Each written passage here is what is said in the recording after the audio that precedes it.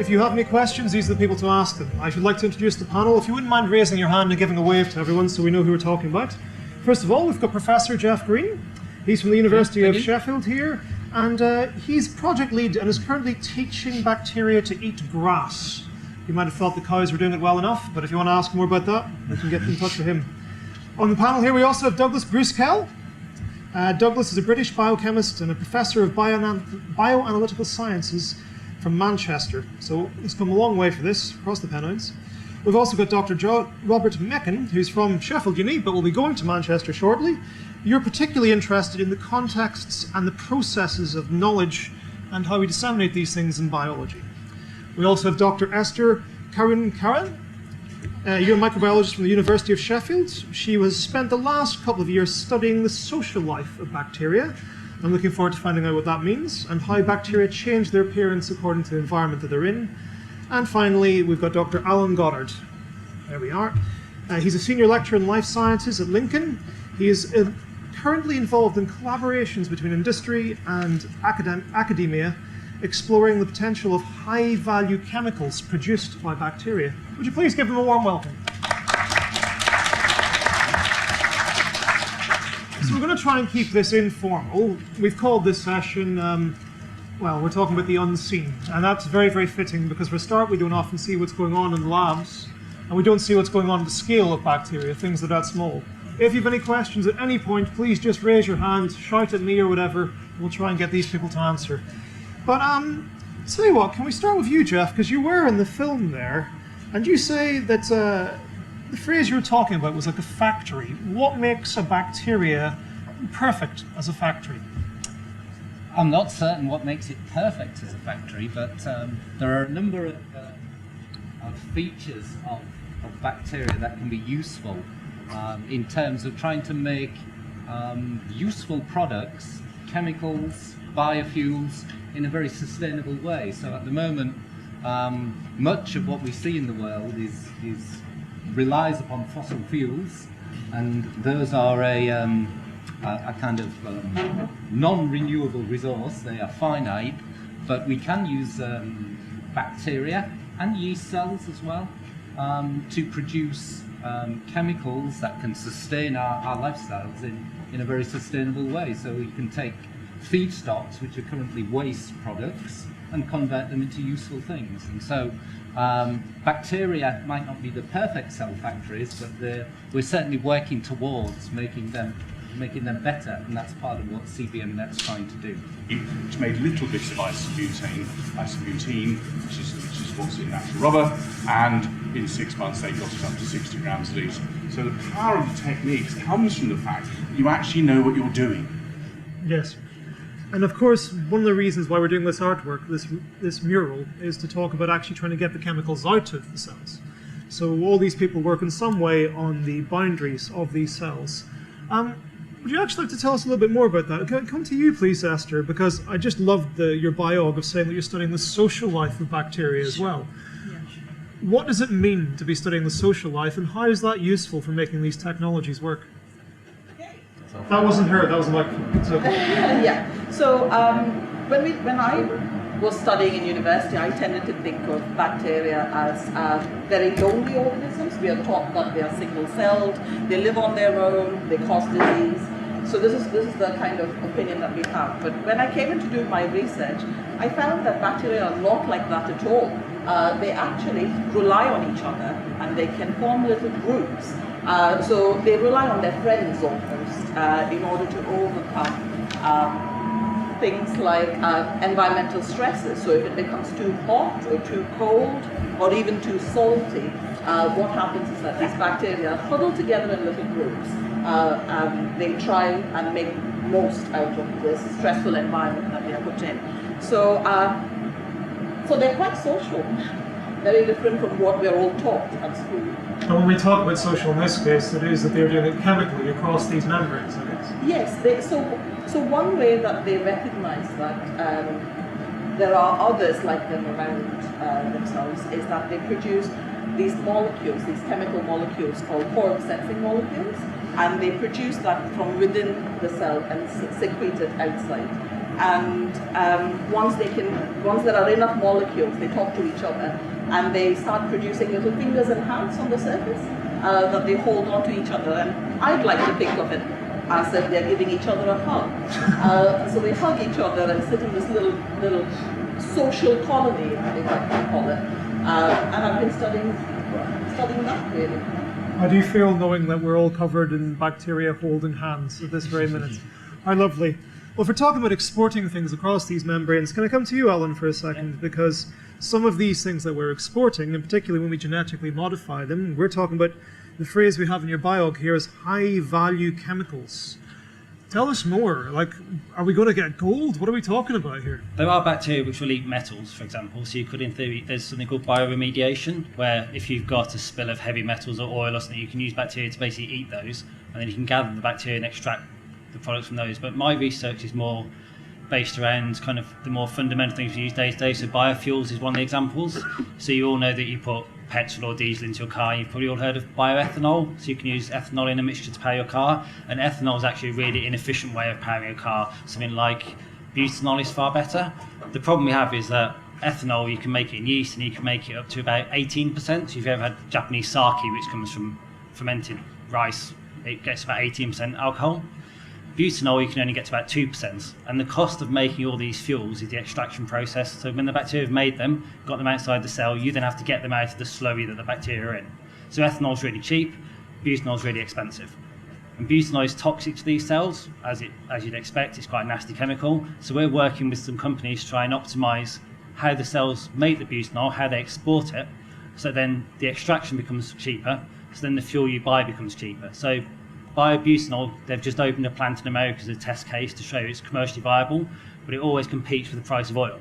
And the price of oil is currently very low, so what we want to do is make the butanol far cheaper to produce, which makes it far more commercially viable, and it's a green fuel as opposed to fossil fuel. So this is the kind of research that's actually even happening here right now as well? So I'm working with a company based in Oxfordshire who are working to improve this process, and we've got a few different strands going on, one of which is genetic modification, one of which is looking at the membranes and the composition of the membranes around the cells to make them more resistant. Now, I'm coming over to you, Robert, because your interest in this is partly getting all biologists like this from different disciplines to talk and also to listen to the kind of problem. When we talk about social in this case, it is that they're doing it chemically across these membranes. Sociologist, so I look at how mostly how biologists work and how they present their science and how their science is, or various scientific disciplines are shaped because of political reasons or material or organisational concerns. So do biologists work? That's the real question. I hope they work very well together, I think. They often hug one another. But so one of the things that's interested me, for example, is the idea of cells as factories. Like that's a particular kind of analogy or metaphor that's quite prevalent in synthetic biology and in biotechnology in general. And I think it's interesting to characterise that with genetic modification, where there was a big concern there, the idea that the public were concerned about cross-pollination and the idea that the genetically modified crops could escape and were not controlled. And now we're presented with factories as an example. By the way, I should say they've been asked to be radical and provocative. So factories. So we're thinking of a car factory was the analogy that we were given, which sort of presents the science as safe, as mundane.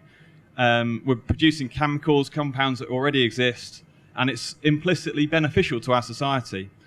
I mean, car manufacture doesn't come just as a benefit, right? It comes with all kinds of other pollutions and accidents and so on. So that's the kind of question when we're talking about analogy and how we present our science. That's the kind of things that I'm interested in at times. Can you give us a good example then of, is there places where it has gone wrong in the past and have we learned from it? In terms of, how do you mean? So, I suppose you were saying that you were very interested in how, say, people are afraid of some of these technologies because they're very often presented as just being good. Is there any examples of where some of this genetic modification has gone wrong so far?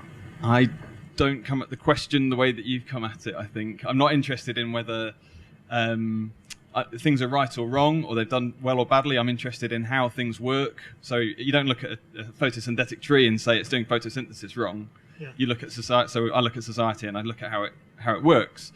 There is an example of synthetic biology that Jeff mentioned before called the Artemisinin Project, which was set up in 2003 to produce anti-malarial drugs using fermented yeast to produce them cheaply for the world's poorest.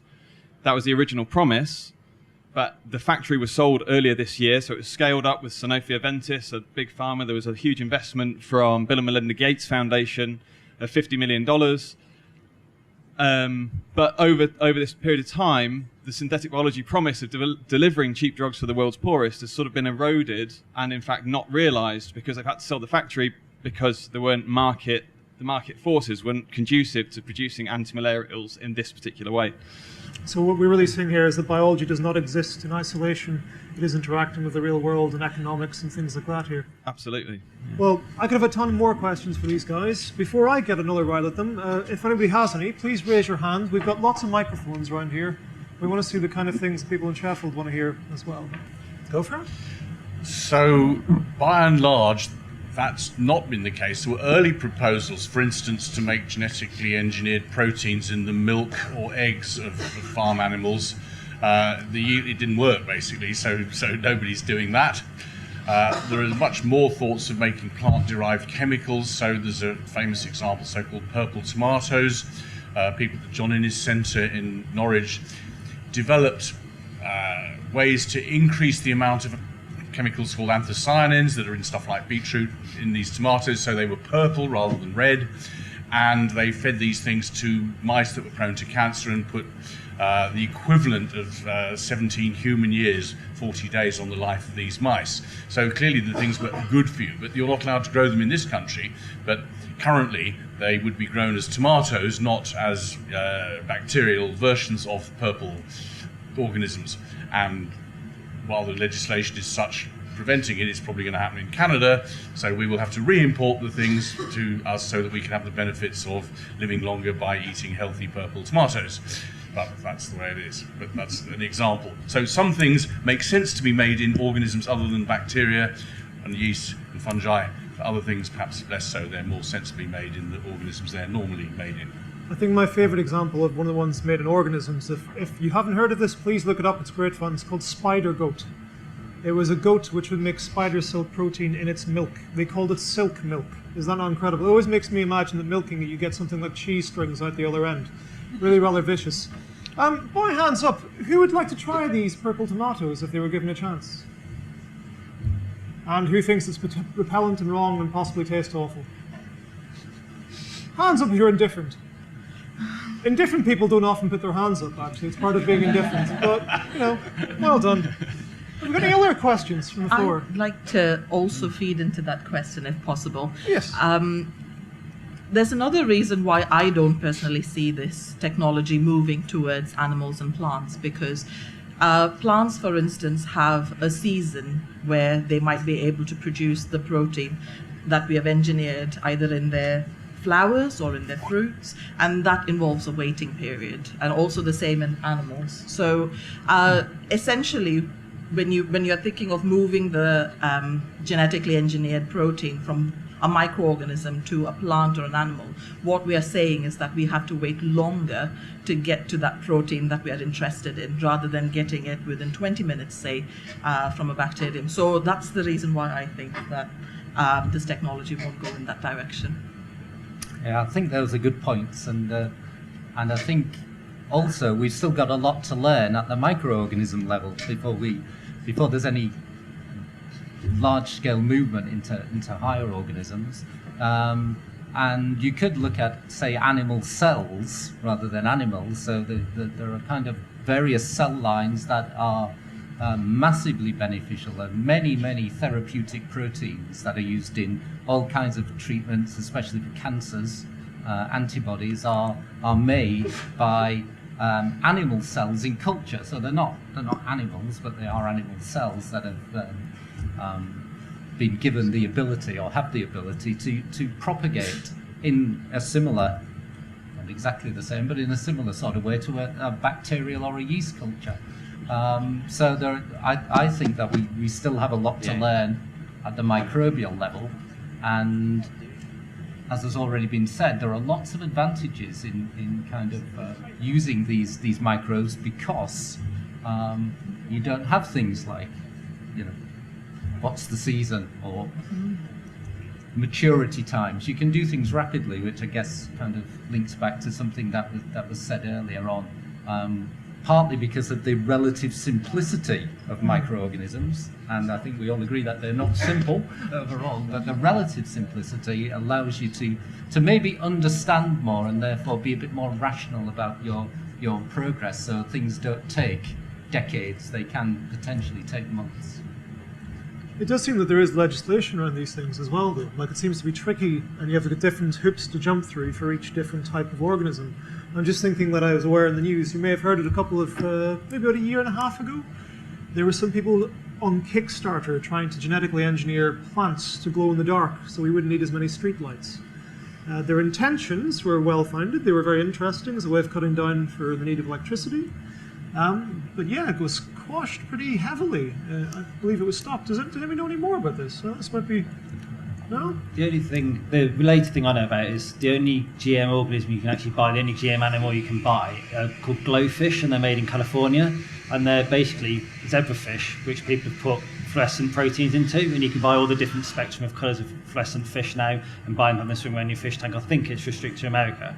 But the genetic legislation in this country is pretty much watertight, to be honest, because I sit on our university internal GM board, and that's pretty watertight. And so when you go a bigger picture, even outside of university, the regulatory affairs with GM crops and GM animals is huge. Terrific. We've got another question over there. Would you mind getting a microphone to that gent? Radiation causes mutations. So if you go out in the sun and you expose yourself to loads of UV light, you get a mutation in your DNA which can cause skin cancer or whatever. Radiation is a very inefficient way of introducing new things into organisms, so you can remove things or change the function of what's there already, but you're highly likely to introduce something completely new. So you're not going to get, if you've got a load of zebrafish and exposes radiation till the end of time, you'll probably never get one that glows in the dark.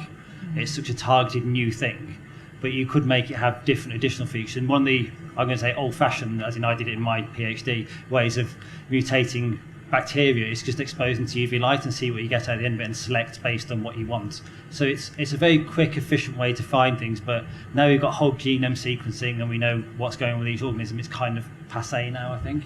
So nuclear does work, but we just improved and moved on from it. We have better techniques nowadays. Is there any more from the floor?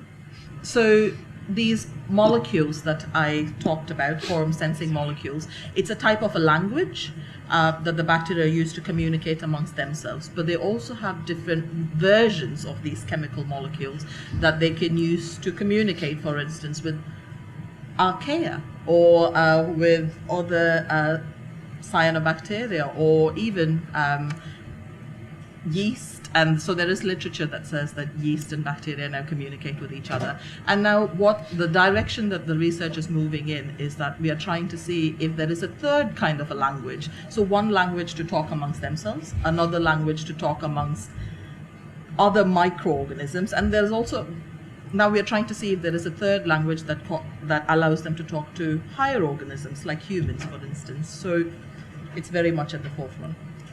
What you say bacteria talking to humans. What does a bacteria say to a human?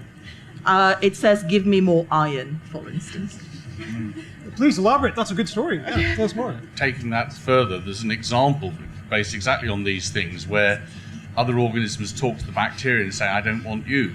And in this case, they make a molecule that looks a bit like, these are seaweeds, and they make a molecule that looks a bit like these quorum sensing molecules, and the bacteria think, oh, I don't like to be here. And it was discovered that they don't, you will know the story, won't grow on these seaweeds, which of course is good for the seaweeds.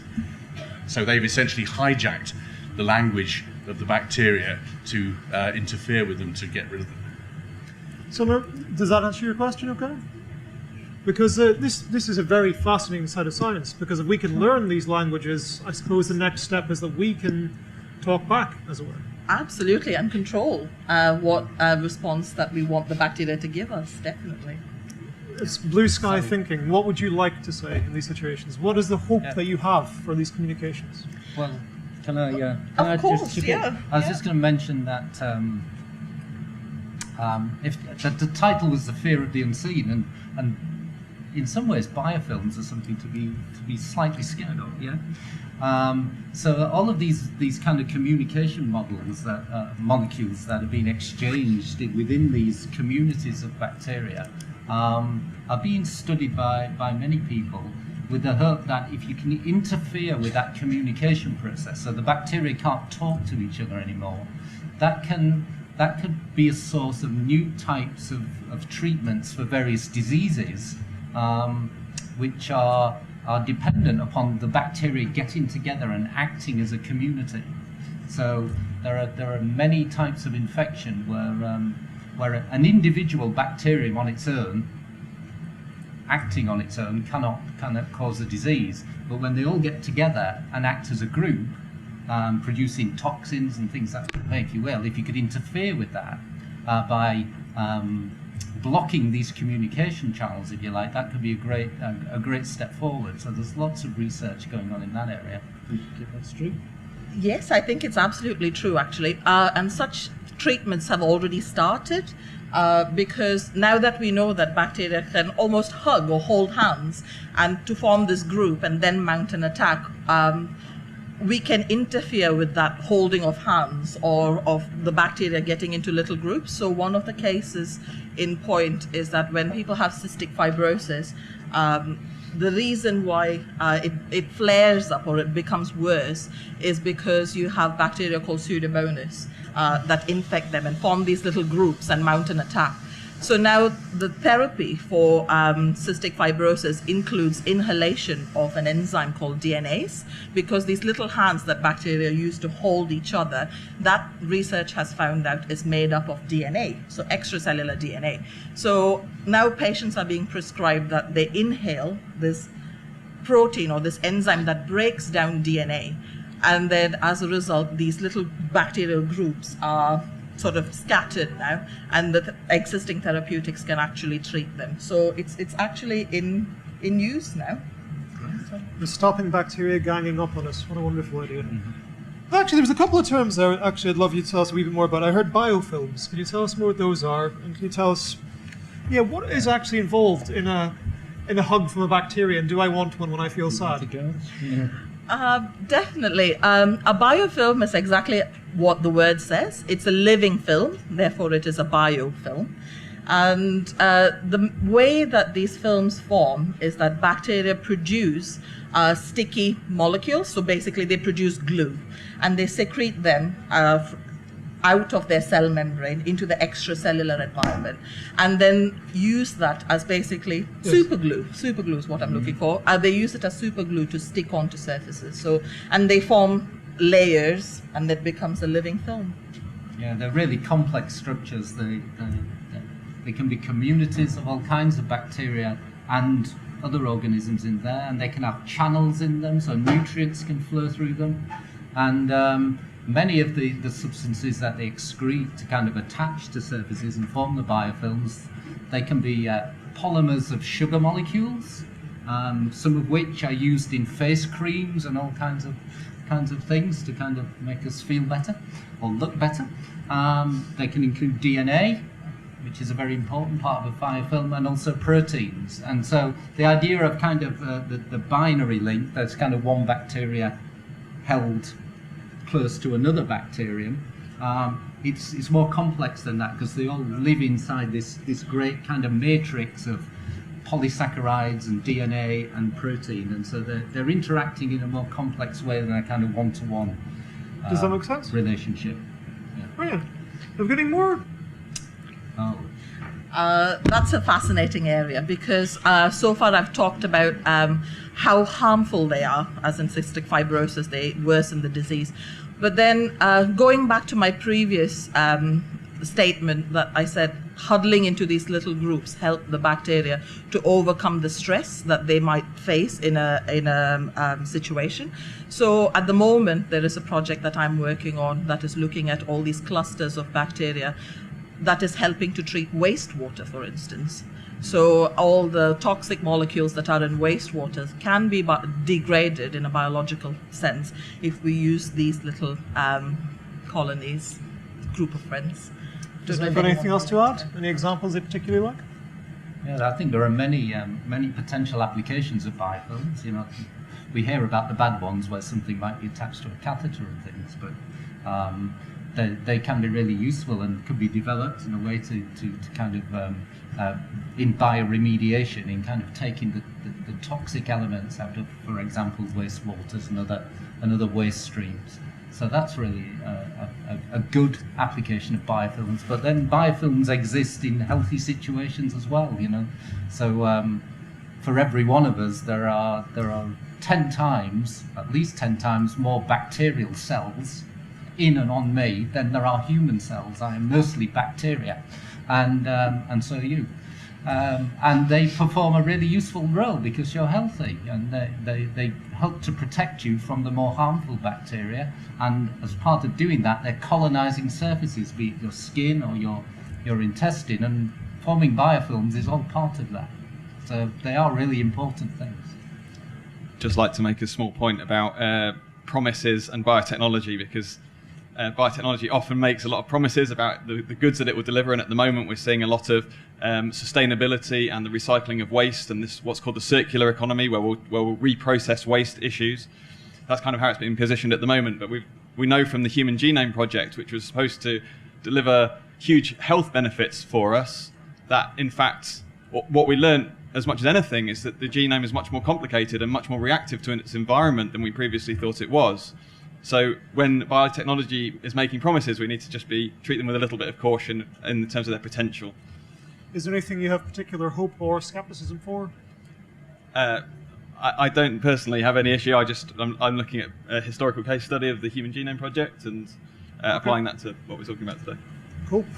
So, well, it was a broader question about where does innovation and creativity come from, and one of them is knowing what's out there in the first place. So being widely read is a sine qua non for having a creative insight. A nice example I'll take, slightly less, it is microbial. So Procter & Gamble, who do face creams, discovered that the people who make sake that was mentioned earlier, sake starts life as a kind of yeasty, doughy product, and the people who were putting their hands into it like this, aged in their 70s, had skin like babies' bottoms. And then folk realised that actually there must be something in this stuff that was beneficial from this point of view. And if you've ever heard of SK2, spelled 1-1, this is an expensive product flogged by Procter & Gamble, which does actually work to preserve your skin in a nice youthful way, but it's just basically nutrients that are in there. But it was a serendipitous observation again, someone with their eyes open thinking, hey, here's something that is unexpected, and let me try and find a scientific explanation to it. And I could give you a long list after we've had the formal panel, but others can join in. Ask him later for more serendipity. I'll be Owen. I think for me, a lot of the exciting things now is the industrial biotech type of things, where we've got hundreds of years of basic scientific knowledge, and we're now starting to apply it to real world problems. So that's kind of the journey I've been on personally, where my PhD was very fundamental science. When I was a postdoc, it was very much, let's look at this one tiny element of something and find out how it works in huge amounts of detail. And then becoming involved more with industrial applications makes you look at the bigger picture and try and apply what you know to a different problem, which is the thing that excites me. Some people are excited by their one little protein for their entire career, whereas I kind of like the techniques and the things that I know and applying them to bigger real world problems. You could tell something, please? So the questioner asked us to look into the future. You don't have to look very far into the future. If you look at Pokemon Go, imagine an app in which you're walking around with your smartphone and your Google Glass, and it's telling you all about the fantastic sciencey things that are going on all around you, because it'll be able to do that. And that's not very far into the future. So people writing apps of this type is clearly going to have a huge impact on benefiting anyone's interests and facts in public science. If people are interested in finding a wretched Pokemon, you'd think they'd be interested in what's going to be exciting wandering around wherever they are in a city or wherever it be. So I'd be very optimistic personally about that sort of thing. And last word with Robert is, this is kind of your area. I'm an advocate for engagement and certainly for democracy, but one of the things that I would say is that we know from social studies that engagement and communication helps people to understand the science, but also to raise more nuanced resistance to science as well. So it's not just about public acceptance in that way, and in this way, when we're talking about goods and public goods, I asked the question, well, whose good is it? If we're talking about industrial biotechnology, who's going to reap the benefits of industrial biotechnology? Is it big companies, or is it the general public? What a kind of hard question to end it on. Go off, do more research. I'm sure you guys don't mind hanging around if these people want to. I've socially thrusted upon you now, if you don't mind hanging around. So these people can ask you more questions if they like. It's been lovely talking to you. This is only one small part of the Sheffield Festival of the Mind. Please go off and check out everything else. Before you do go, please give a huge warm round of applause. We've had Professor Jeff Green, we've had Jen who's helped us organise the whole thing. There's been Professor Douglas Kell, we've had Robert Meckin and Esther and Alan as well. Give them a huge round of applause.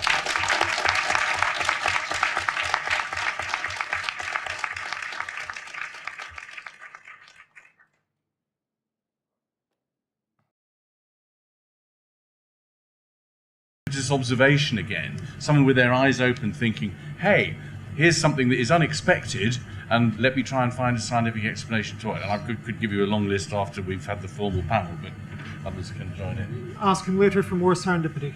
I'll be Owen. I think for me, a lot of the exciting things now is the industrial biotech type of things where we've got hundreds of years of basic scientific knowledge, and we're now starting to apply it to real world problems. So that's kind of the journey I've been on personally, where my PhD was very fundamental science. When I was a postdoc, it was very much, let's look at this one tiny element of something and find out how it works in huge amounts of detail. And then becoming involved more with industrial applications makes you look at the bigger picture and try and apply what you know to a different problem, which is the thing that excites me. Some people are excited by their one little protein for their entire career, whereas I kind of like the techniques and the things that I know and applying them to bigger real world problems. You could tell something, please? So the questioner asked us to look into the future. You don't have to look very far into the future. If you look at Pokemon Go, imagine an app in which you're walking around with your smartphone and your Google Glass, and it's telling you all about the fantastic sciencey things that are going on all around you, because it'll be able to do that. And that's not very far into the future. So people writing apps of this type is clearly going to have a huge impact on benefiting anyone's interests and facts in public science. If people are interested in finding a wretched Pokemon, you'd think they'd be interested in what's going to be exciting wandering around wherever they are in a city or wherever it be. So I'd be very optimistic personally about that sort of thing. And last word with Robert is, this is kind of your area. I'm an advocate for engagement and certainly for democracy, but one of the things that I would say is that we know from social studies that engagement and communication helps people to understand the science, but also to raise more nuanced resistance to science as well. So it's not just about public acceptance in that way. And in this way, when we're talking about goods and public goods, I asked the question, well, whose good is it? If we're talking about industrial biotechnology, who's going to reap the benefits of industrial biotechnology? Is it big companies, or is it the general public? What a kind of hard question to end it on. Go off, do more research. I'm sure you guys don't mind hanging around if these people want to. I've socially thrusted upon you now, if you don't mind hanging around. So these people can ask you more questions if they like. It's been lovely talking to you. This is only one small part of the Sheffield Festival of the Mind. Please go off and check out everything else. Before you do go, please give a huge warm round of applause. We've had Professor Jeff Green, we've had Jen who's helped us organise the whole thing. There's been Professor Douglas Kell, we've had Robert Meckin and Esther and Alan as well. Give them a huge round of applause.